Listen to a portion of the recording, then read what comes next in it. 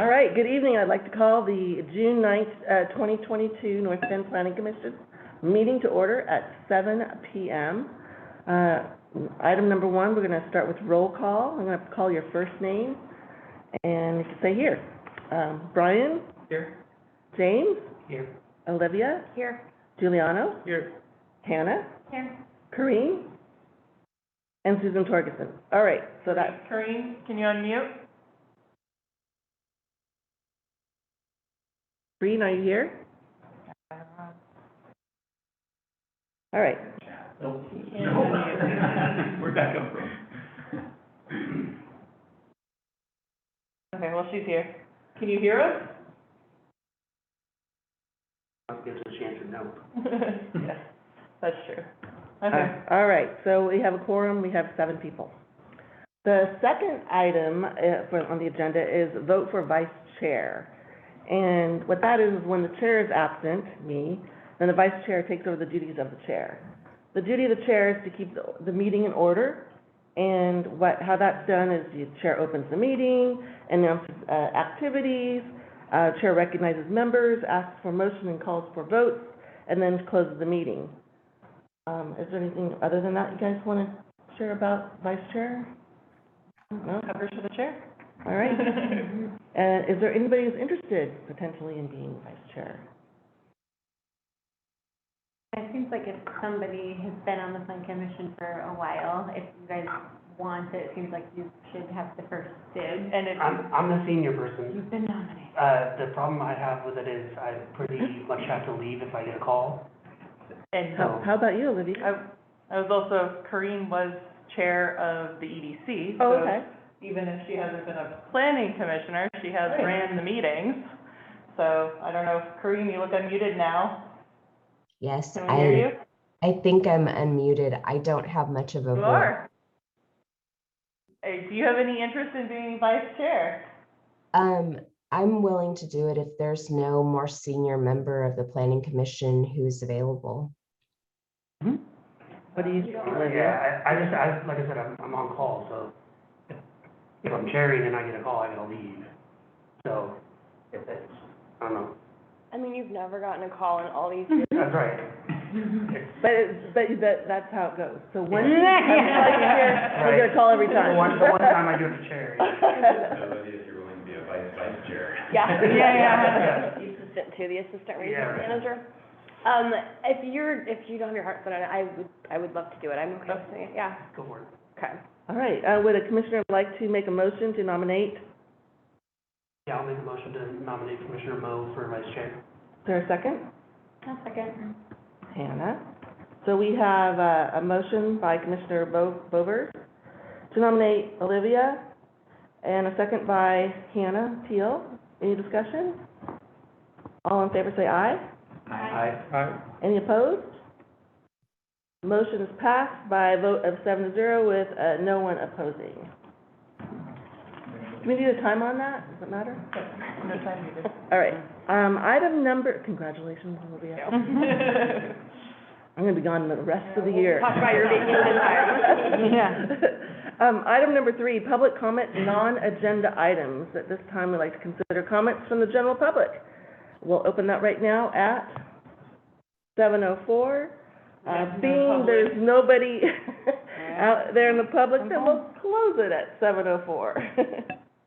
All right, we thank you for your comments.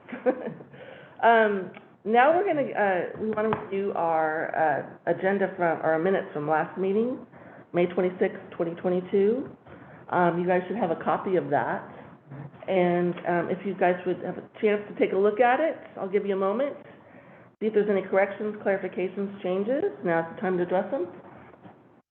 It's a clarification, my last name is IE instead of EI. That's important.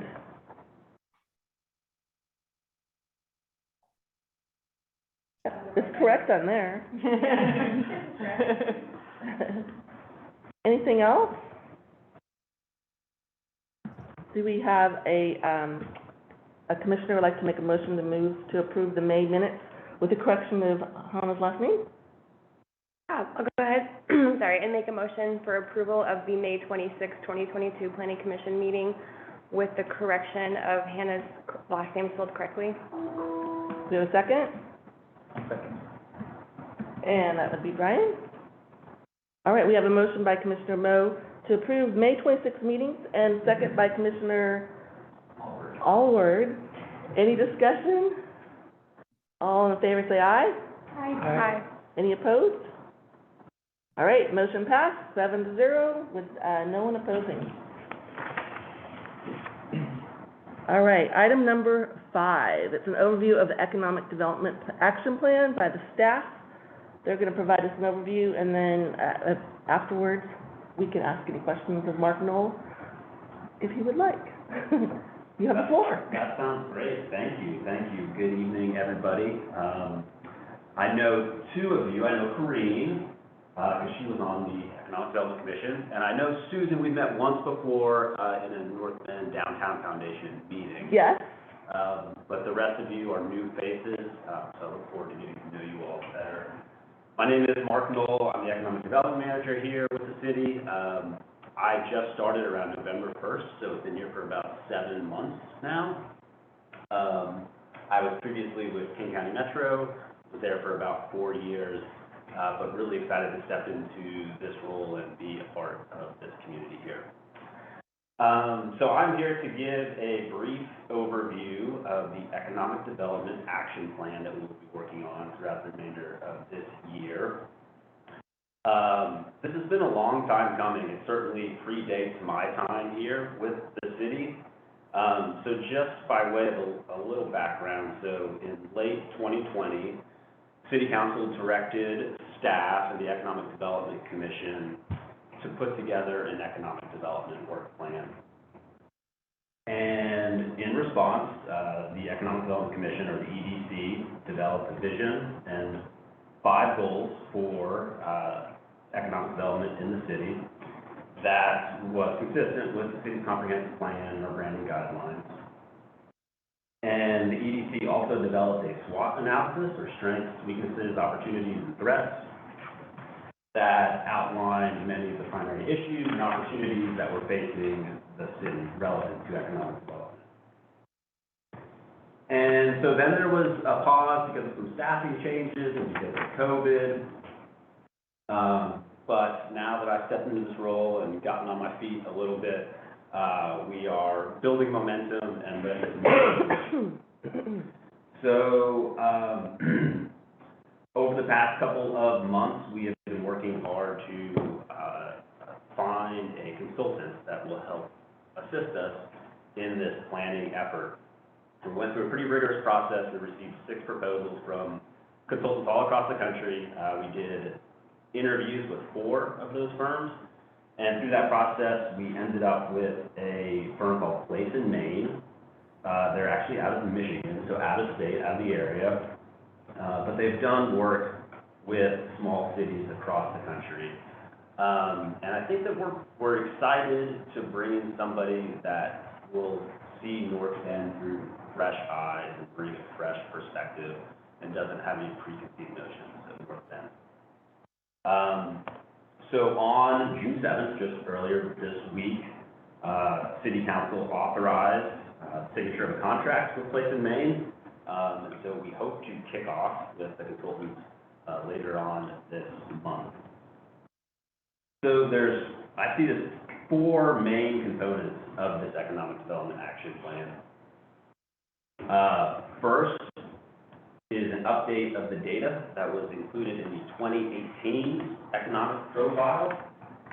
And the goal there is to better understand trends and changes in the community that have occurred due to the pandemic, and then obviously due to the extreme growth that North Bend has seen since 2018. The second key component of the action plan is engagement with key stakeholders, council, staff, and implementation partners via focus groups, work sessions, and one-on-one interviews. And certainly hope that at least a couple of you from the Planning Commission will be able to take part in those focus groups. The third main component is developing actionable strategies that align with North Bend's branding guidelines, comprehensive plan, And then, of course, our unique assets and constraints to help us recover from the pandemic, but also achieve the city's economic development goals. And then taking that one step further, the final component of this action plan is actually the implementation plan itself. That would prioritize those strategies that we identified. And that implementation plan will also include identifying implementation leads, estimating resource needs, cost estimates, developing metrics so that we can track our progress, and then finally providing a timeline for implementation.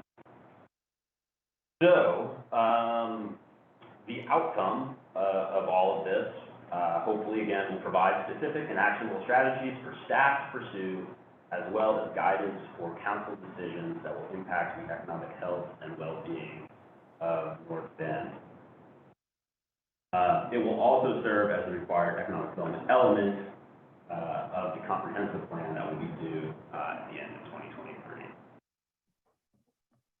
So, let me pause there real quick. I did want to give this group an opportunity to review the draft goals that the Economic Development Commission put together last year, and also look at some of the items that came out of the SWOT analysis.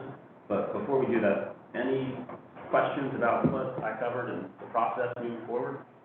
Can you just confirm the name of the consultant, Place in Maine? Place in Maine, Okay, yeah. thank you.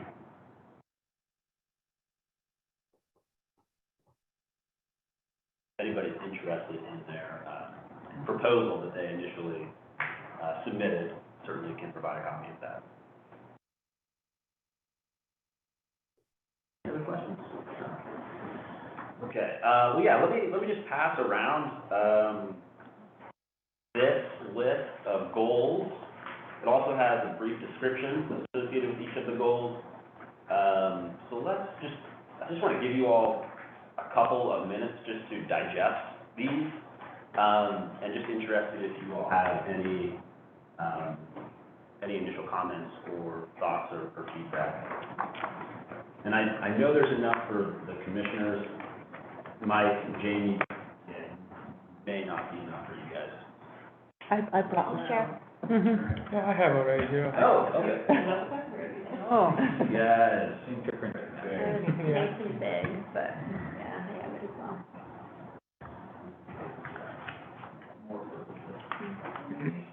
So yeah, I don't want to read these to you all, so yeah, feel free to just take a minute or two and digest them, and certainly welcome any feedback or comments you have. Is this what is being given to Place in Maine? This would be one of many things, contextual documents that we would provide to Place in Maine, yes.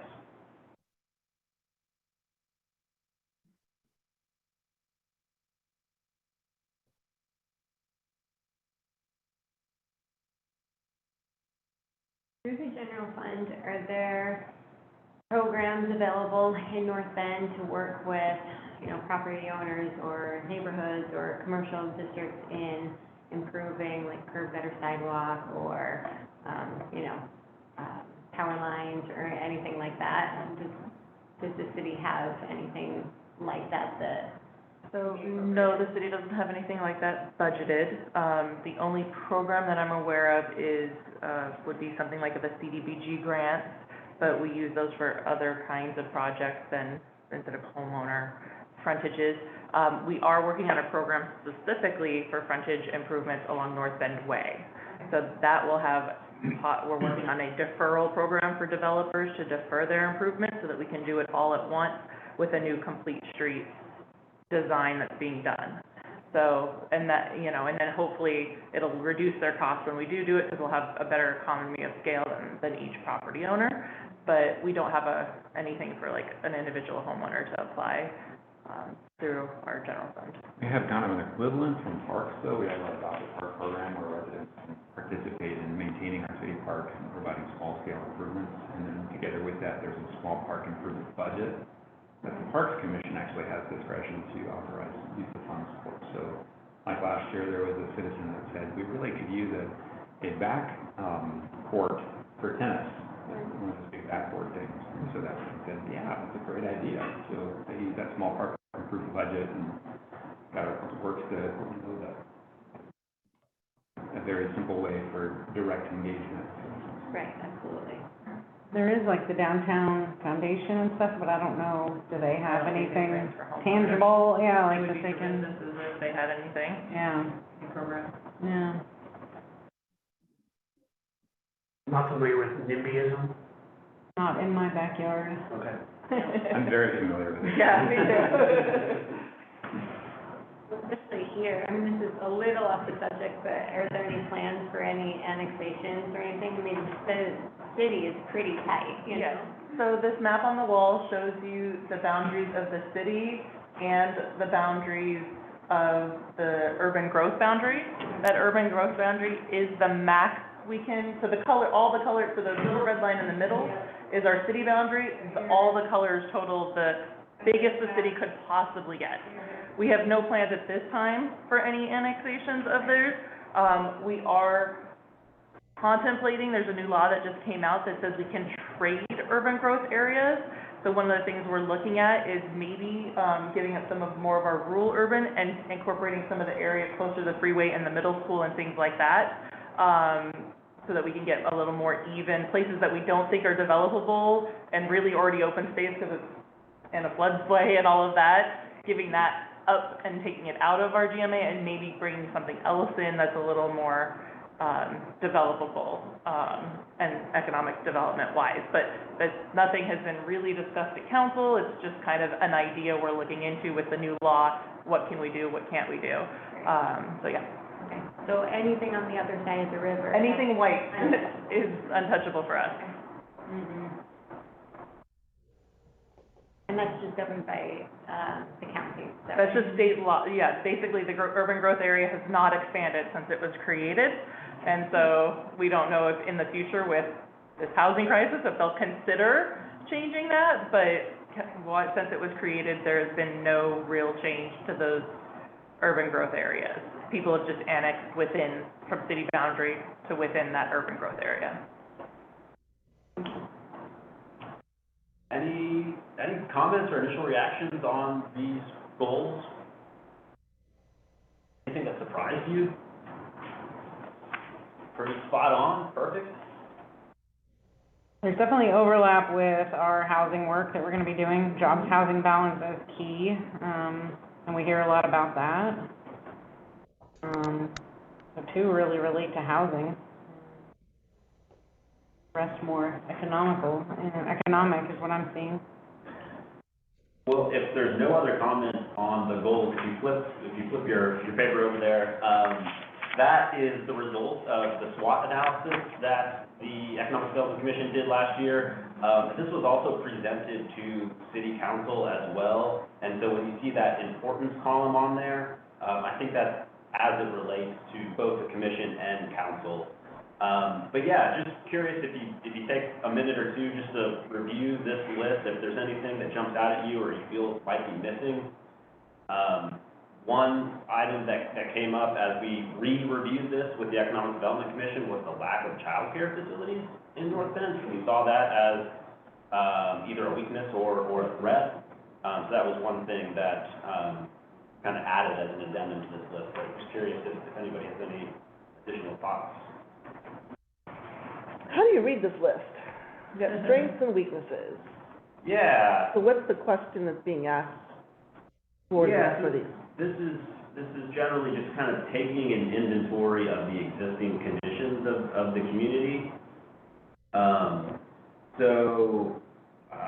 The strengths and the weaknesses, as I mentioned there in the parentheses, are what we consider internal factors, internal to the community, and then the opportunities and the threats sometimes still look at as the external items that maybe we don't quite have as much control over, but things that we can look at moving forward.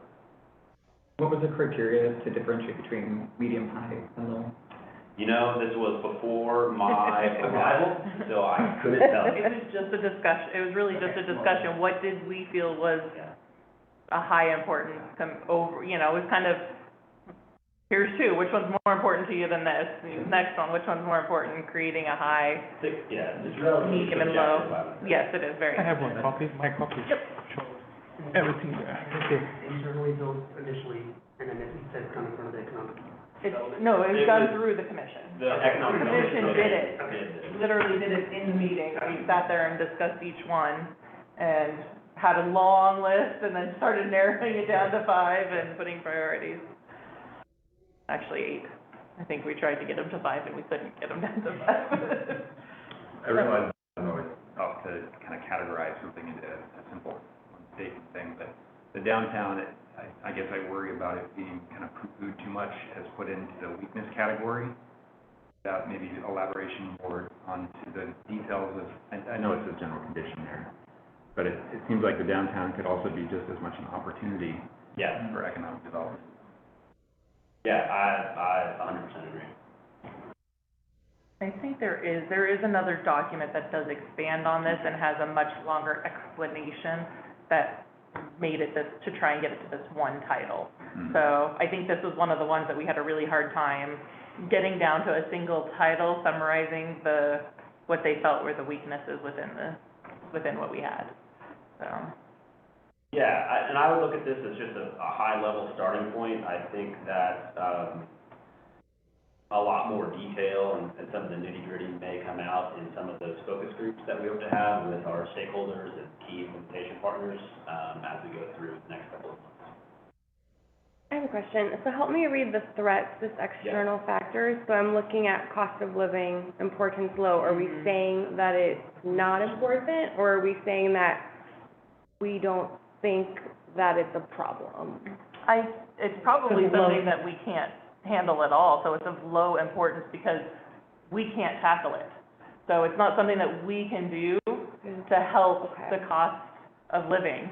So it's, even though we feel they really wanted it on here as a threat, but in terms of what we should address in our plan, we don't think that really cost of living is something it's a low priority to address because I don't think we have much control over it. Yeah. But we feel like we have control over lack of living wage jobs here?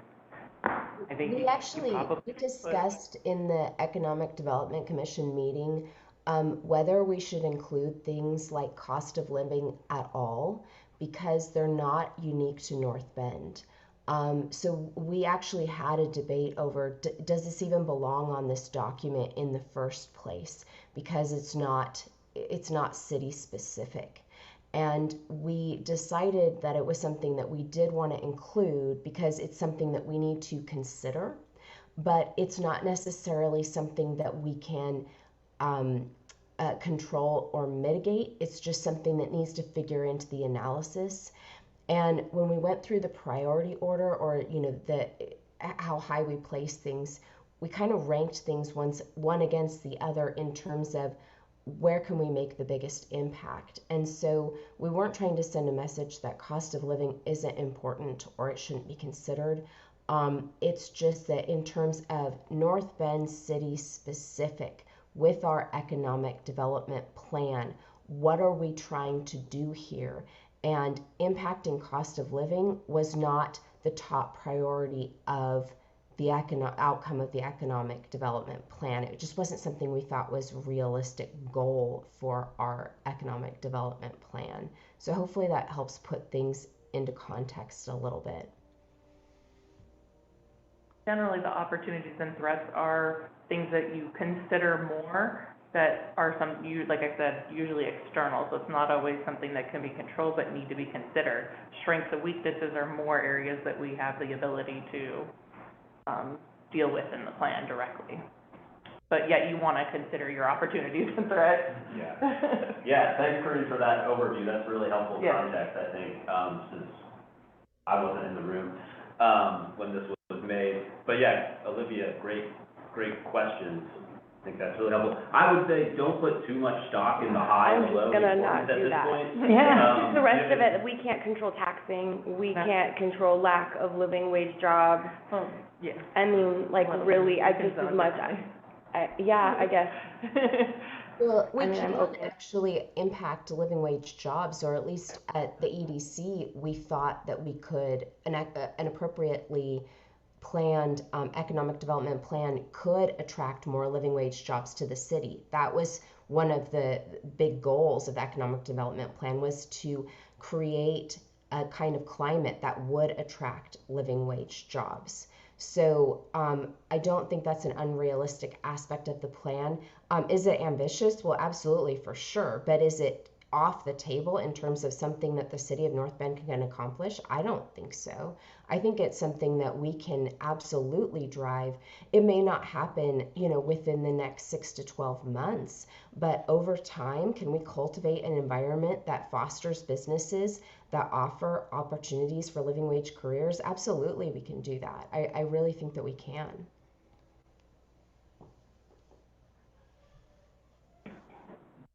Thank you. And so I'll provide just a little bit more context or some kind of high-level thought on this. So one of the things that we really liked about the Place in Maine proposal and what they brought up in their interview is they do plan to do an organizational capacity assessment of our city. Obviously, we're a pretty small city. We have limited staff resources. We have limited money. And so, if we receive a list of 75 strategies that aren't prioritized, that's not really realistic, or it's not going to do us any good. So I think that organizational capacity assessment is really important to understand what our opportunities are given our constraints. And also, I think through this work, we will be considering what can the city itself do in terms of strategies around economic development versus where do we need to rely on some of our implementation partners or key stakeholders. And that could be, local groups like the North Bend Downtown Foundation or the Snow Valley Chamber of Commerce. It could be regional groups like the Greater Seattle Chamber or the Port of Seattle, or it could be just being an advocate for more national activities that are taking place.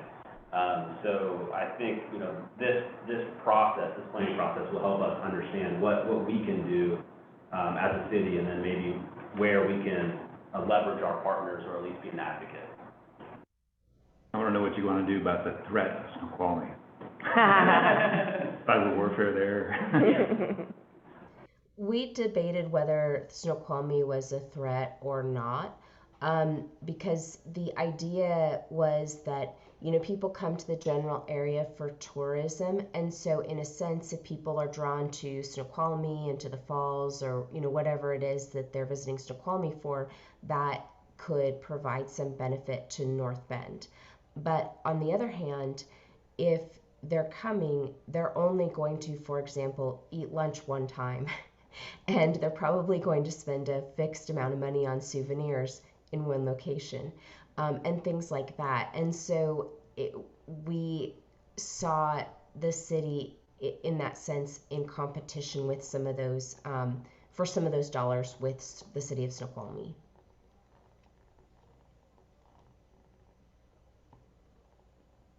So I'll say, just to wrap up this conversation, if you do have any additional thoughts or questions or comments, please feel free to reach out to me at any time via email or give me a call. Would be happy to listen.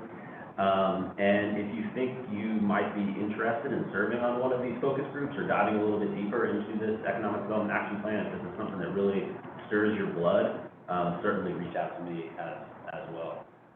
Certainly wanting to bring in people that have a specific interest in economic development. And with that, I think we're done with this item unless there's any other questions or comments. Okay, thanks, Mark. Now, we're gonna go to the YouTube section. Corinne, I'm gonna mute us and we'll go to the video.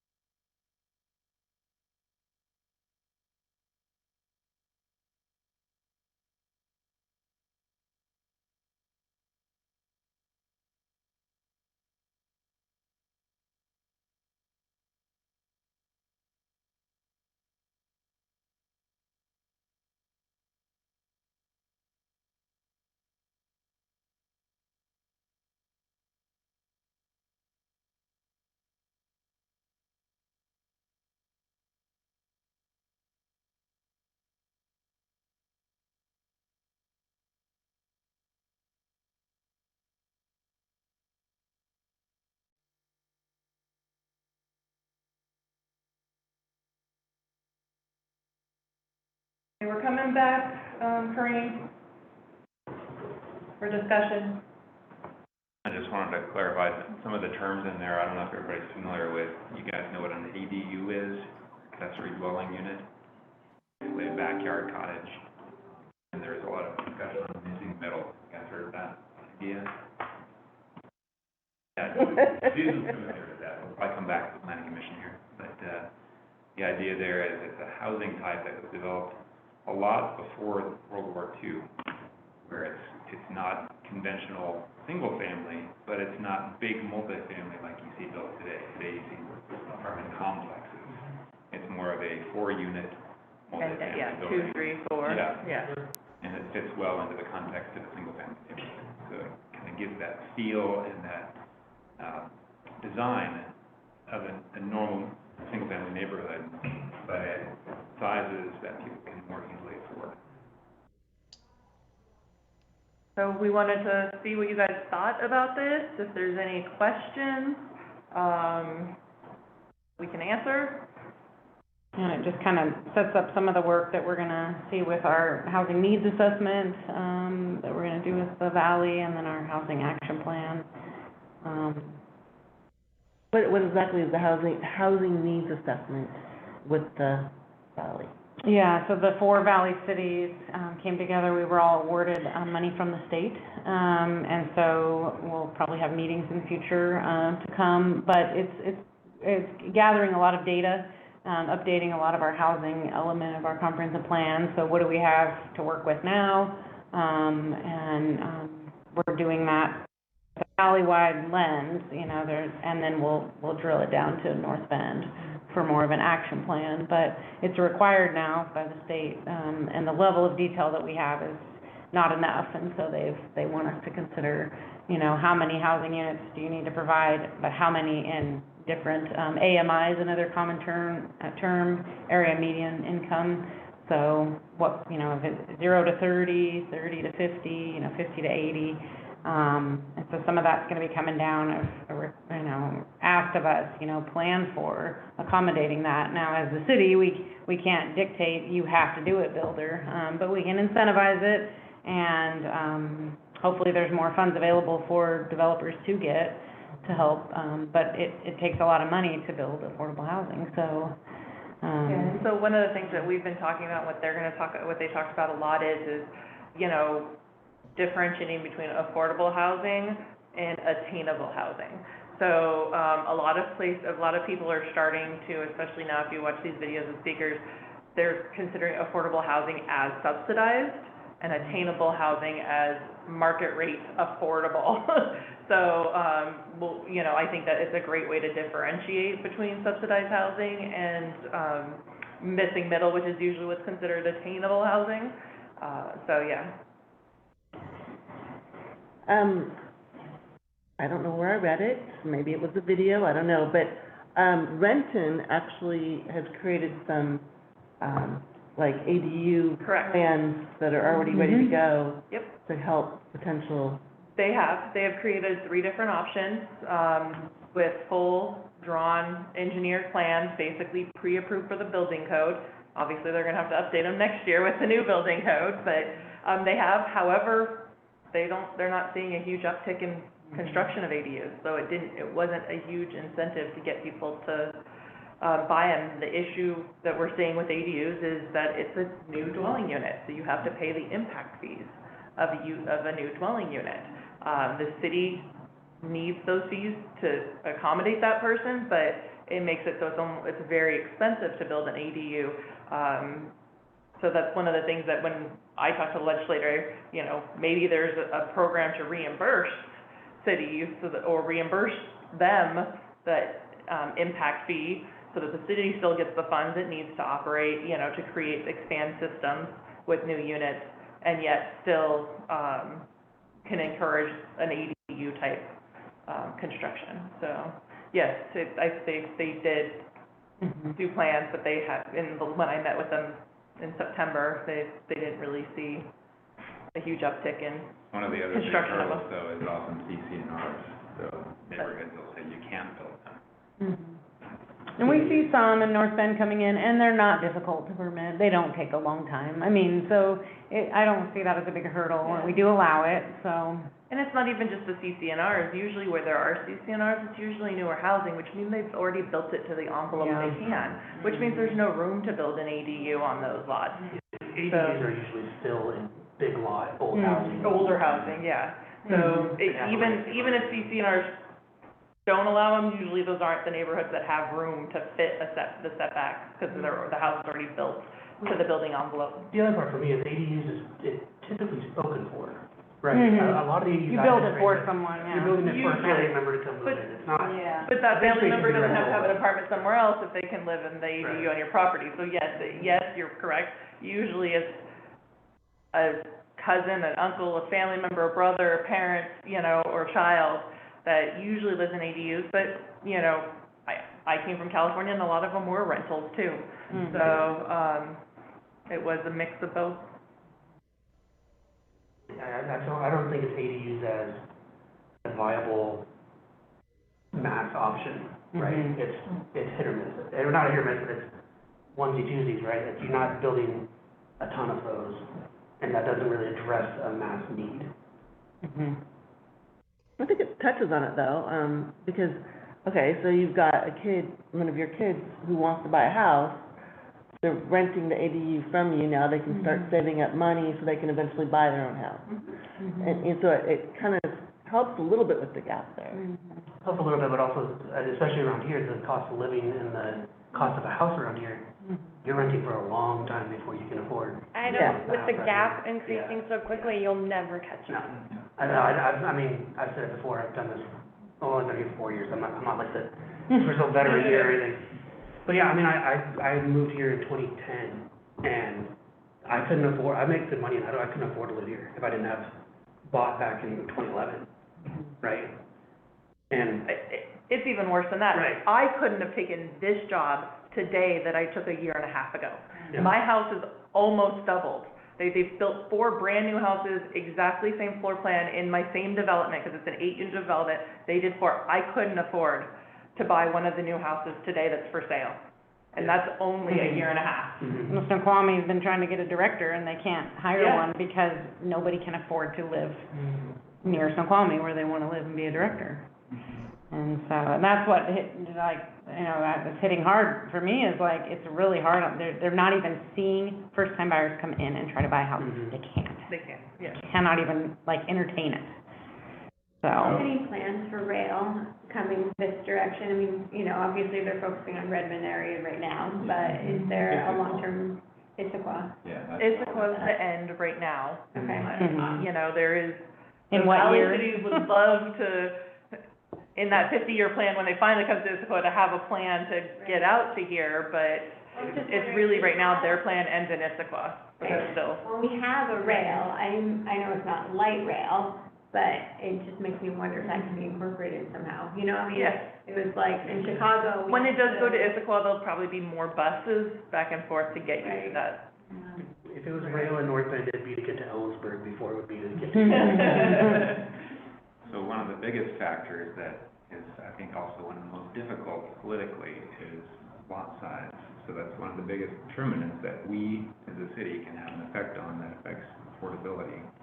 Bigger the lot, more you're paying. At the same time. Which also equals higher density. The other problem, we just dealt with it with this last commission, is height. We can't go high density because our community doesn't want to go up in height. And so all we can do is just get smaller lots, but can't go up, so. But if you look on that map right there, you see the yellow? All of that yellow is exclusive, single-family zoning at minimum, I think it's 8,000. Well, there's a few that allow cottage. That's a lot of very expensive housing. Mhm. Is there any restriction in this city on houses bought for Airbnb? We currently do not have any regulations on the books for Airbnbs. We know, they'll have a business license and we know they exist. We know it's going to be in the next 5 years, probably something we are going to have to look at, but it's not saturated enough at this point here that it is problematic yet. Okay. I know it's, they're limited in places like Leavenworth and Ocean Shores and those kind of places because all of the affordable housing's getting sucked up by the Airbnb market. Mhm. We only have a few full-time Airbnbs, everyone else is when they're out of town. It's not some, you know, they live there most of the time. Any other comments, questions? Also, from the staff perspective, I think Jamie and I can really relate to the presentation on the layering of the process and how much that affects the timeline and the budget for getting stuff built. Yeah, and especially for an affordable project, which we haven't really, you know, well, we have Habitat, you know, going in 7, but, you know, it's, that hits them even harder when they don't have that margin, and they get beaten up with process or permits, so. I'm sure if you talk to a developer, they would tell you that if you got rid of all those process and permits and Yeah. put it over the counter, they Yeah. could easily build houses for cheap. Yeah. Yes, but they wouldn't sell for cheap. Yeah. Yeah. Yeah, they'll make as much money as they can off They'll of make it. whatever profit. But there are Yeah. some things that we can do about that. So the Yeah. state has authorized some amendments to the State Environmental Policy Act process that could really streamline, Yeah. getting planning through. For more units, so right now our code only allows 4 units right now, Before SEPA. before SEPA is required. We can adopt an amendment to that code now and still be under state law for a lot more units.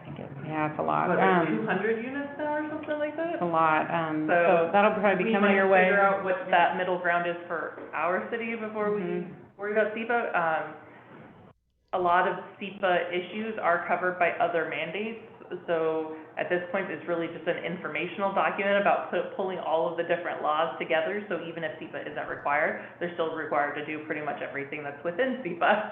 So it's not necessarily a bad thing to expand the number of units that can be developed without. So. We just have to think of a creative way to trickle those savings up and not just turn it into profit for the developer. Right. Mhm. Well, the only way to make them do it, and some cities do it, is inclusionary housing, where when you're building a certain number of units, you're required to make a certain percentage affordable. And some cities have done it. It's not, Affordable or attainable? affordable. Subsidized. Not necessarily subsidized, but rent restricted. Okay. So it requires them to record a deed that says that this unit has to stay for a certain period of time or for the lifetime, depending on the ordinance, at an affordable level. Usually it's 80% AMI. Another way to do it is to cap the overall unit size, and that's what the city's done in our downtown commercial zone. So we've put a cap as 1,200 in a lot of the area of our downtown. And the specific intent with that is to keep it affordable. I know that's tough, that's difficult, because it can limit projects from happening. But Yeah, it limits what you can do with your property if you live there. You're basically stuck doing multifamily to make it pencil. You're basically either doing townhomes or multifamily, because it's not gonna be worth it for you to just build a 1,200 square foot home and with the cost the way it is by itself. Yeah, ideally, I think the city could get in some projects that are small units like that, but they're for sale, you know, because like, we've got the townhome project on Park Street, but they're $1 million, and that's not a first-time home buyer. The apartments are great, but they're not home buying, they're rent, You need so. both, mix of rental and home. Yeah, so that would be ideal. That's how I got into the market. I bought a condo, and then I was able to use that to buy a house. Right, exactly. So, we had to stair step it up, you know. House for $275,000 on a half acre. Not available anymore 20 minutes down the road. So, It would be nice if we could find a video that had a whole bunch of solutions to all of these terrible problems that we just listed. yeah. No, if we kept watching, it actually gets worse for a while, you know, how much we're behind and how many units we need, and Puget Sound What region. they're saying right now, honestly, is missing middle is a solution, but really, the biggest thing is supply and demand. Yeah. How can we will start bringing prices down if we can start increasing supply. Forget attainable, forget affordable, how can we get people to build faster? Just And more so- units, and I think the county is getting there too, because they wanted to say, you need this much in 30 to 60, this much, and this week, we're saying, we just have to get units, we have to dumb down our policies somewhat, make them more general, and just get units on the ground. That will help overall solve the problem. Yeah, I went to a luncheon and that's basically what Yeah. they said. The biggest thing right now is how can we get more units out there? Yeah. And then we can worry about pricing and how we make sure we've got every level, but they keep going up because it's a supply and demand issue. Mm-hmm. Exactly. So what you'll see and what the council will see is the NIMBYism again, and people say, we don't want change, we don't want to see our small community You know, go do away. you want your neighborhood to all become duplexes and triplexes? Those people, a lot of people come out and say, no, I like my neighborhood, my single-family neighborhood, that kind of thing, and so that makes it difficult for us to increase units. There was legislation on the books, it wouldn't have affected us at our size, but I think it would have hit us 10,000, where it didn't pass, but it would have required to allow a duplex at pretty much every lot. And I That's think, single family. I do think a lot of those, and they get to it towards the end, the legislative updates, I think they're gonna come back in different They are forms gonna and try variations, and we are gonna Next see a lot of that. legislation session, I Yeah. agree. Yeah. So earlier you, I think it was you, Rebecca, you were talking about can we grow the downtown Right. corridor, or like the, buildable part of the city? Yes. So can you remind me where that is that you're looking at? So all colors is the most we can build. There's a red line that she can point out, that's our current city boundary. Okay. So basically, And then- everything to the south of where her finger is where we could expand to. But where she started her finger is pretty much all, river, there's so much going right down a little bit, right there especially, that's pretty much almost unbuildable. So where we can expand, there's a lot of areas that are unbuildable. This is where the new quadrant, development is, so on either side of that is There might be some, urban growth, area. This all is too, but it's all That's already all- developed that's pretty much no developed. sewer service out there, but, Silver Creek's another area that's in the city that is underutilized, you could say, you put sewer in there and there's a lot of larger lots and infill you could do. I think the biggest remaining area is probably just west of your neighborhood, so just west of, Cedar Landing. There's a lot of development. Mhm. Yeah. But again, that's currently zoned constrained low density residential, 2 units per acre, and that's not going to be enforced this year. and with NB, nobody wants us to grow really, so I think it would be a hard sell to even, But with Convince design council to do standards, it. that helps, if you're saying, okay, we need this, but let's ease the impact by having specific design standards, that can make a big difference for people. Mhm. Yeah, Duval has a big development up their Big Rock Road, and you start to drive in, and some of them are single family, and then there's a duplex, and, the architecture's nice, and the parks are really nice, and, you just kinda see how that works, and. Right, like, even doors being set back from each other, so it just doesn't feel like a big approach, Yep. Mhm. Yep. There's definitely ways to go about it. Mhm.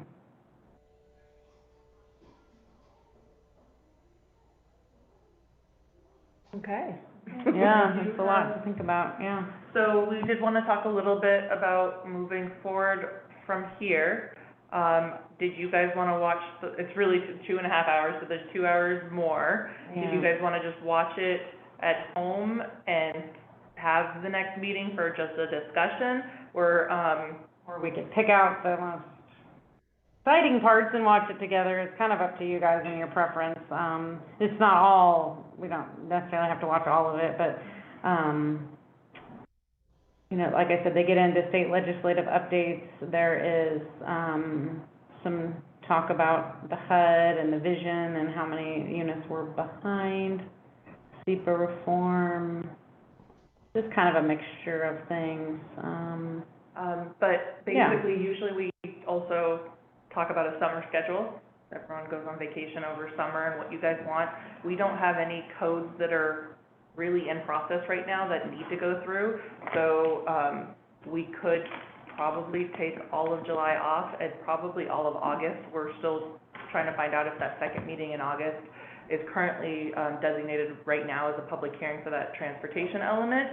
But when they scheduled that, I don't think they realized that we had 2 meetings a month.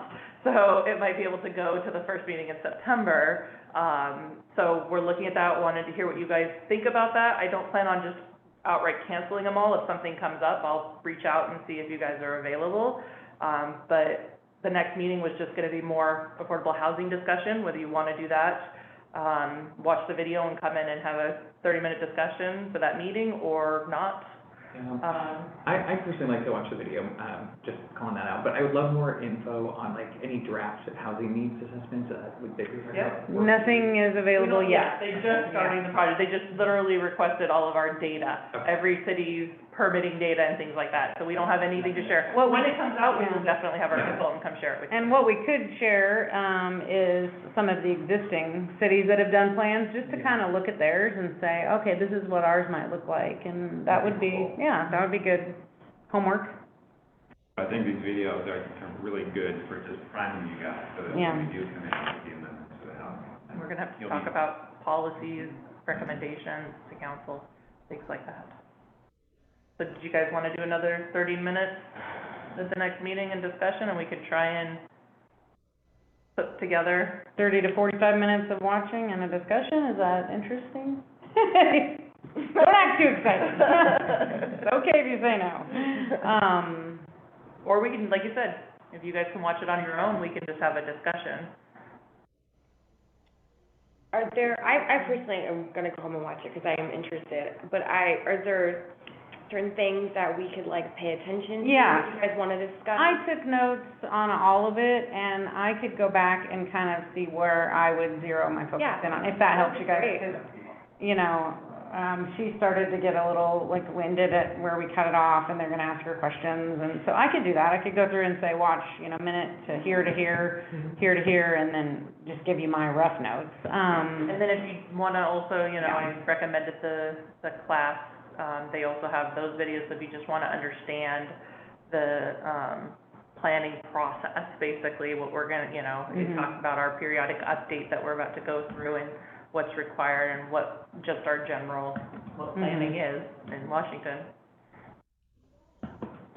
Yeah, and, you know, you can always reach out, call, or we can have a conversation if you wanna talk about it after you watch it. I mean, Yeah. you can do it Do you guys informally. wanna have a discussion at the next meeting? When's the next meeting? June 23rd. Yeah, my vote is, we just do the 30 minutes or whatever. You give Okay. us the notes, we can do it quick, and then we can have.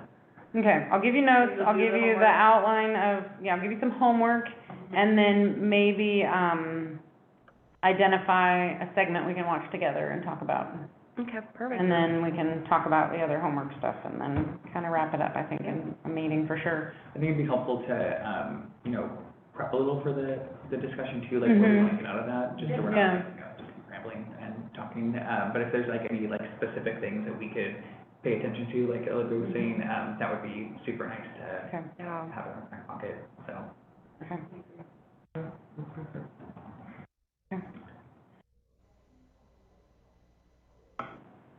When was the last, One last, sorry, we haven't done one before. Okay, Can't go. Yeah, you're just, New law, new requirements, that hasn't been a requirement in the past. The other thing I wanted to do is I talked to almost all of you about changing the time of this meeting. I'd like to move to 6:30, starting at the next, meeting. On the 23rd? Yep.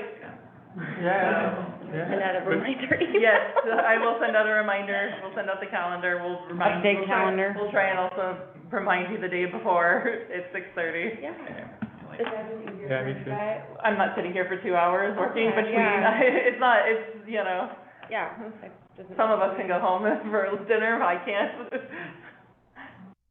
We want to move to 6 or 6:30? 6:30, we have some that can't make it quite at Oh, okay. this, so All right. we're gonna do food Compromise. service. We're gonna, Okay. yeah. You might get home before dark then for a few months of the year. So- Do we need to vote on it, or we just, No, Make an there's agreement. no requirement in our code for time, so we'll just adjust the time in the next agenda and on the website and schedule and everything like that.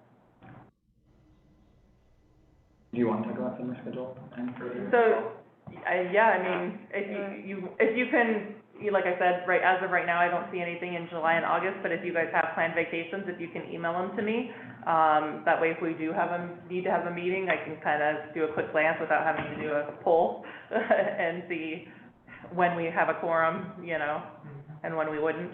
But really, right now, I honestly, we got most of the docket done at the beginning of the year. The rest of our annual docket is set to be towards the end of the year, so, unless we get a new development agreement or something that requires a public hearing, you know, at this point, I don't really have, like, literally my schedule has nothing until we get to that transportation element, and then we'll have the parks. We mid-August, right? What? Mid-August, that we will receive that. We may have it in August, so right now, the transportation public hearing, we were thinking about doing it August 25th, but we did ask the consultant if we can move it to the September 8th. Oh, Because we don't have anything scheduled for that September meeting, so, and you guys really need a month break between hearing the public hearing and making a recommendation. Instead of 2 weeks, it'll be a little fresher in your mind, for that discussion. So we were checking with them. I sent out an email to see if they're available that date or not. And so, yes, plan still that, that August, 25th date to have the meeting, but I am hoping to move it to September. So it looks like by our next meeting, you'll know if we can just cancel Yes. before? Okay. Yep. Okay. Okay, so now we conclude the meeting? adjourn the meeting. Yep. Does anybody have anything they'd like to share before we close? Did you do, I'm assuming you guys did introductions and everything with new people last time? Yes. Okay. You wanna do introductions again? No, I mean, I missed it, so it's fine. We can end the meeting, we can socialize for a few minutes. I guess I just have questions about what your guys' experience with this is. Have you guys done planning commissions before? I have, Okay. yeah. I was a planner, by Okay. profession, and then I was also on, planning commission as well. Okay. You do?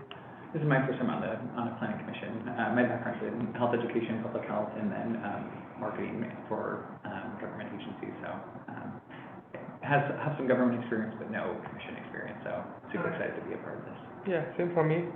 And I'm also learning a lot of terminology that you guys have here, so for me, it's everything new.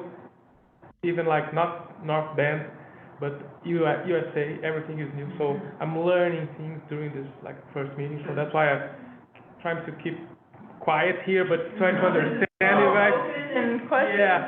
don't keep. Yeah, I know. Chances are, if you don't know an acronym. I know, yeah, exactly, a lot of so, us don't see it. but no, I never worked with the public service. Okay. Corinne, you're, Oh, what was your background? yeah, I come from the Economic Development Commission. I think I was on the commission for about 4 years. I am an attorney. My undergrad's in economics.